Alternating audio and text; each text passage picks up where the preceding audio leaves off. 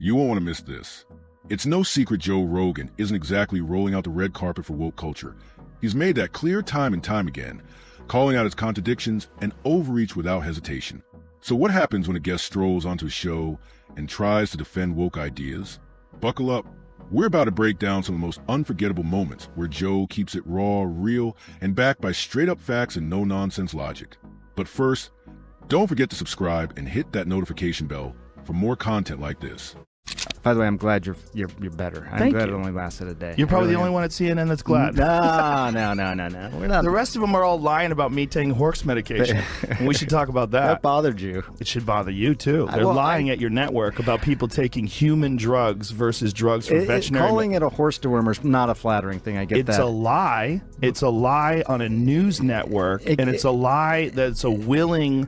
That's a lie that they're conscious of. This is not a mistake. Yeah. They're unfavorably framing it as veterinary medicine. Let's set the stage.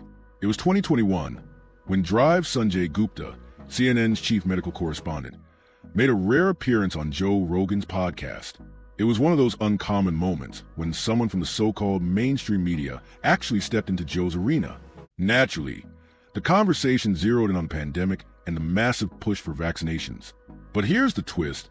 Just a month before, Joe had revealed he caught COVID and was taking ivermectin, prescribed by his doctor.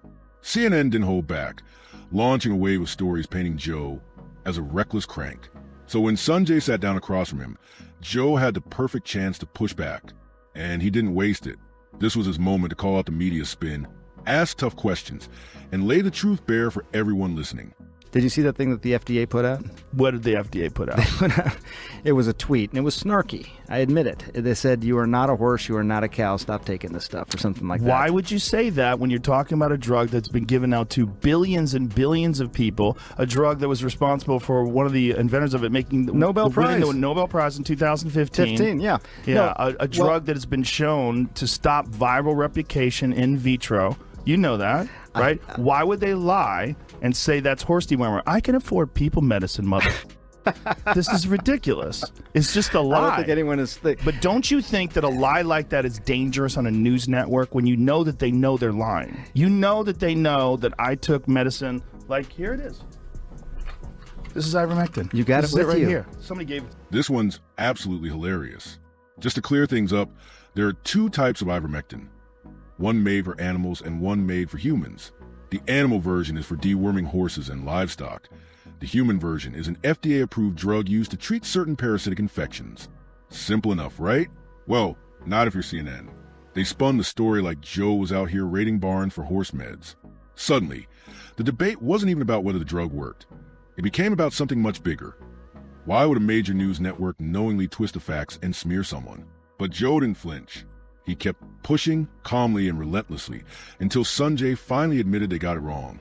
Can I just come back to the one I want to talk about? Two things on the ledger. You have, before we get to that, does it bother you that the news network you work for out and out lied, just outright lied about me taking horse dewormer? They shouldn't have said that. Why did they do that? I don't know.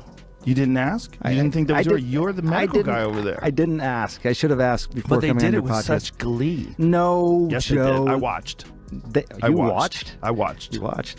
No, I don't think there's yes, glee. They did. I don't. No one takes. Joe Rogan says he has COVID, taking livestock drug despite warnings. Yeah. Jamie had to pull this up. You want to play it?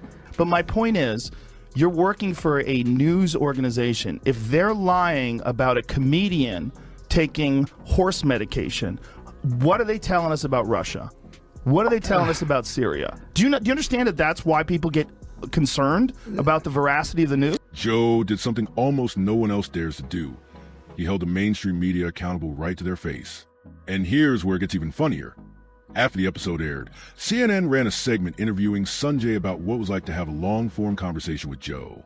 They showed a few carefully chosen clips, sprinkled in the usual criticism, and, no surprise, twisted Joe's words out of context.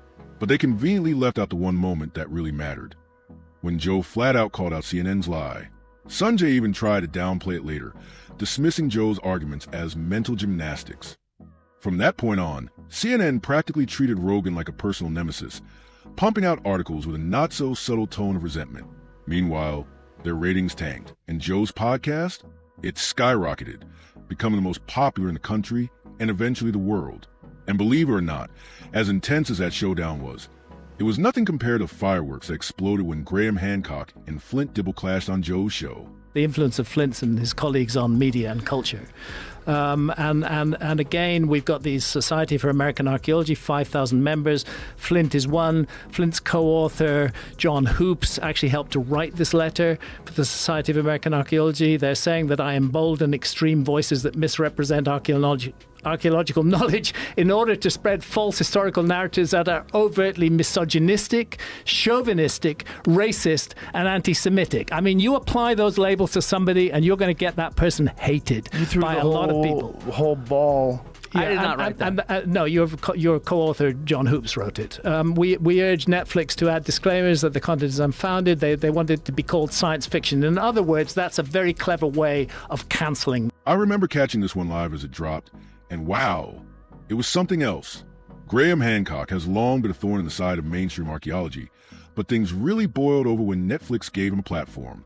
In the show, Hancock lays out his theory that an advanced civilization once existed during the Ice Age, passing down knowledge to so-called primitive humans before being wiped out by a cataclysm. It's the kind of idea you'd expect to see on the Discovery Channel at 2 a.m., but Hancock brought it to prime time, and archaeologists were livid. The backlash was fierce. Hancock's critics didn't just challenge his ideas.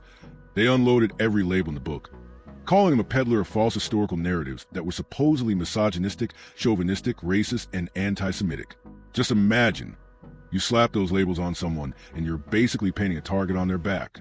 Hancock pointed out that Flint Dibble's co-author, John Hoops, helped write the Society for American Archaeology's letter urging Netflix to slap disclaimers on Hancock's show, or better yet, call it outright science fiction. Clever way to cancel someone without saying you're canceling them. Then came the face-off. Dibble's response, delivered right after being shown the letter live on Joe's show, didn't do him any favors. He stumbled and dodged while Hancock calmly laid out how mainstream institutions use hit pieces and loaded accusations to shut down ideas they don't like. The whole thing turned into a fiery back and forth that left the audience stunned. Meanwhile, as Hancock's critics doubled down, they only boosted his reach.